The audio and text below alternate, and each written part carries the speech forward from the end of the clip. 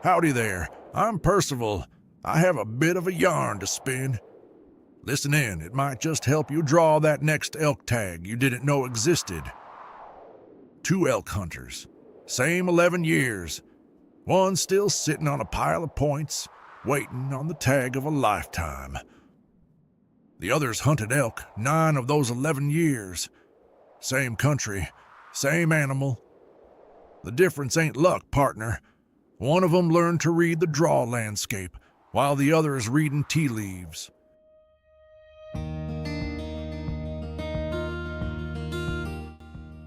Every spring, I sit down with my shoebox filled with receipts documenting my own pile of big game points and ask the only question that matters. Not, what's the best elk hunt in the West? It's basically the same question I ask each time I set pillars in a mine shaft. Structure in a shaft or structure on a long-term point strategy both require some forethought. You're considering the immediate need and future years in the same game plan. So with that, let's take a stroll. I'm going to walk you down the same path I use to make decisions whether or not to burn, build, or pivot on points in my shoebox. First step down this path, determine how best to hunt elk this fall, then cash in or build for something bigger. Most folks never even ask the question, let alone are honest enough with themselves to understand their motivations behind elk hunting. So let's start with the road nobody talks about and decide if you really want to be hunting elk this year. Turns out you don't need a single point to hunt elk in the West. You need to know which door's still open. If you shoot a bow, Utah sells a general archery bull tag over the counter. No draw. On sale in July, you're hunting it in August through the second week of September, open to resident or non-resident alike. A full 2 weeks before most states have even thought about opening day. And I'll tell you, partner, there ain't much on this green earth like a bull screaming back at you across a draw in September. The timber's still wet with frost and your own heart pounding loud enough you're sure he can hear it. You don't need 20 years of points to stand in the middle of that. You need a bow and a tag that's already sitting on the shelf. If the Utah archery doesn't tickle your fancy, you still have some Colorado OTC. Colorado used to be the over-the-counter elk state. That door is mostly shut now. What's left is archery east of 25, OTC second and third season rifle elk tags, and the leftover sale come August.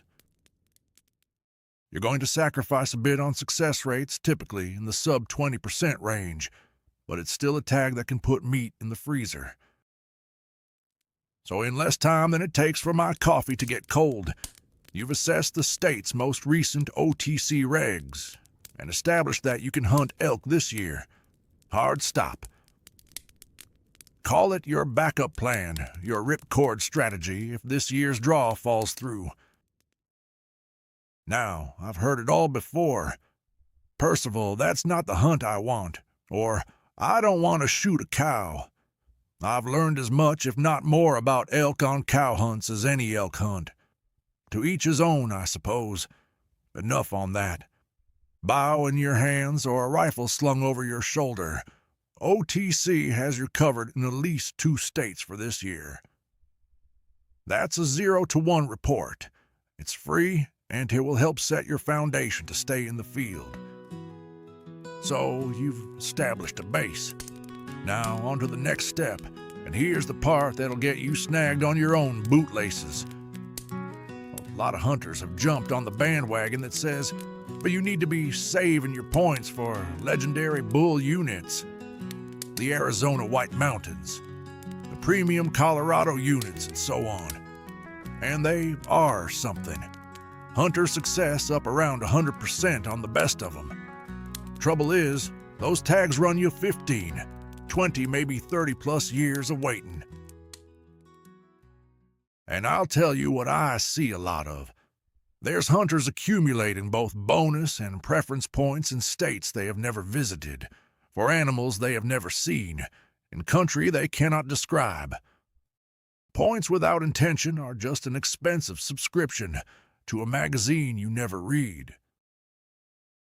So I ask if the weight's worth it. To make that decision, I use the hunt quality score. Not just can I draw it, but is it worth drawing? It's at this point the application framework starts to build itself. If I'm running numbers on a preference point hunt, HQS says the quality is there and draw is near certain. I cash those points in knowing I have excellent odds that tag'll be in my pocket this fall with a quality hunt to back it up. I call this strategy cash the claim. That immediately frees myself to build ground in other states for that same species. If I'm running bonus points, HQS looks good, and I'm over the floor accounting for the point creep trend and barring any regulatory changes. There's a good chance that one comes to fruition.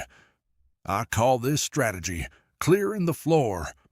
It's not a lock-like preference, but the math says good odds it comes to pay dirt. One of my favorites is playing the backside of a bonus/random split. This one's called panning the tailings. The random pool everyone else walks past. With an ample volume of tags in the draw and enough tickets in the hat, you work the leftovers nobody's watching. Don't bank it, but play it. Lean on that HQS score. Now, every one of those moves has a name, and I've been setting them down on paper, play by play, state by state, with all of my other draw strategies. You'll find those in my guide called Reading the Vein, Turning Points into Tags.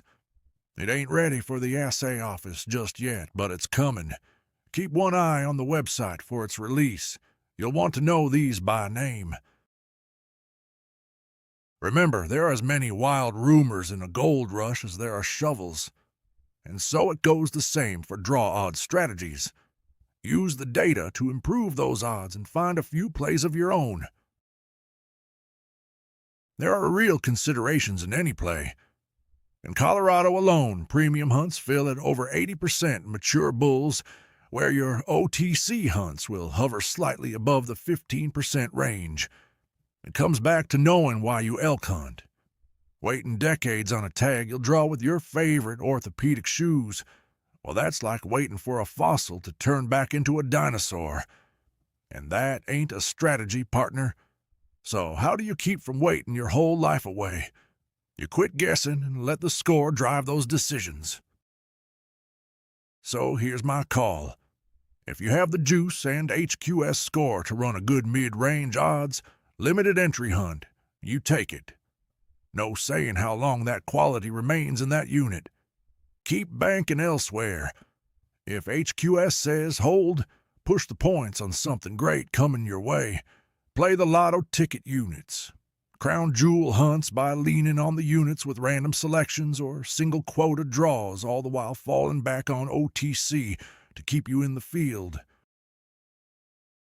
I often hunt over the counter while I bank points for the limited entry units the score says is actually worth the wait. I'm in the elk woods every fall, and the long game still stacking in the background. That's the whole framework. Several steps working down multiple paths, and you walk each. Remember, the strategy only works if you start it. 22 years from now, a hunter who starts accumulating Wyoming elk points today will be drawing reliably. 22 years from now, the hunter who didn't start today will still be at 0.